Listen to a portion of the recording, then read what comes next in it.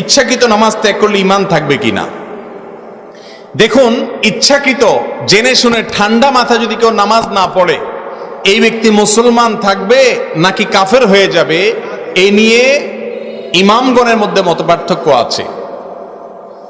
অনেক ইমামদের মতে ইচ্ছাকৃত নামাজ ত্যাগ করলে সে কাফের হয়ে যায়, কারণ রাসূল করিম সাল্লাল্লাহু আলাইহি সাল্লাম বলেছেন, বাইনার রজুলি ওয়াশ শিরকি ওয়াল কুফরে তারকুস সালাহ। একজন মানুষের সাথে শিরিক এবং কুফরের পার্থক্য হলো নামাজ ত্যাগ। মান তারাকাস সালাতা মুতাআম্মিদান ফাকাদ কাফারা।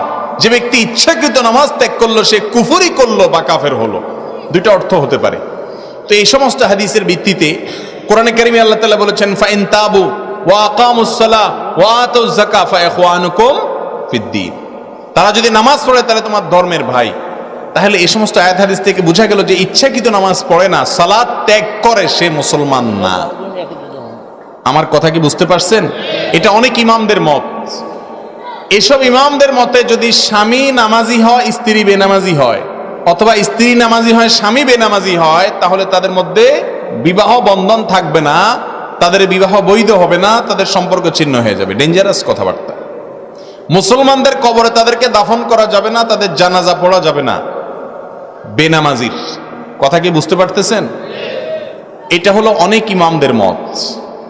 ইমামে আজম আবু হানিফা রহমতুল্লাহ আলাইহির মত হলো, যদি কেউ নামাজ না পড়ে আর তার মনের ভিতরে অপরাধ বোধ থাকে, অপরাধ বোধ বুঝেন তো কি? সে বলতেছে যে আসলে নামাজ তো পড়ি না, কিন্তু পড়া উচিত, এটা অন্যায়, আসলে দোয়া করেন শুরু করব, আসলে ঠিক হচ্ছে না, তার ভিতরে একটা ভয় কাজ করে, স্বীকার করে সে।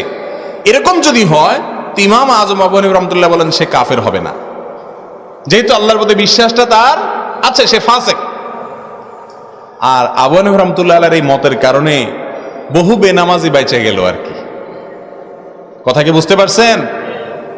প্রিয় ভাইরা আমার, রাসূল সাল্লাল্লাহু আলাইহি সাল্লামের যুগে যারা মসজিদে না আসতো, সাহাবীরা তাদেরকে মুসলমান মনে করতেন না। মুনাফিকরা পর্যন্ত মসজিদে এসে হাজিরা দিতে হতো, কারণ মসজিদে না আসলে মুসলমান হিসাবে গণ্য হতো না।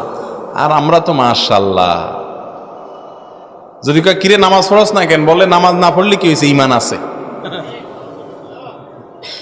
মেসওয়াক দাঁত ব্রাশ না করলে কি হয়েছে, আমার মুখ পরিষ্কার আছে। এই কথা যেরকম নামাজ না পড়লে কি হয়েছে, আমার ঈমান আছে, এই দাবিটা অনেকটা সেরকম। মনে রাখবেন, মুসলমান নামাজ ছাড়তে পারে না। মুসলমান অর্থের অভাবে লোভে পড়ে চুরি করছে, এটা হতে পারে। মুসলমান শয়তানের পালায় পড়ে জিনা করে ফেলেছে, হতে পারে। ঠান্ডা মাথায় মুসলমান নামাজ ত্যাগ করতে পারে না। আল্লাহ রাব্বুল আলামিন আমাদের সবাইকে নামাজ কায়েমকারী মুসলমান হওয়ার তৌফিক নসিব করুন।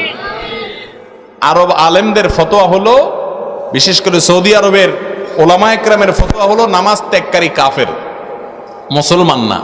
এই জন্য সৌদি আরবের ছোকরা ছোকরা পোলাপাইন, যুবক পোলাপাইনকেও দেখা যায়, যারা প্রবাসে আছেন তারা জানেন যে আকাম কুকাম যাই করুক না করুক, নামাজের রক্ত হলে দৌড়ায় মসজিদে আইসা হাজির এটা দিয়া যায়, ইমান রাখে।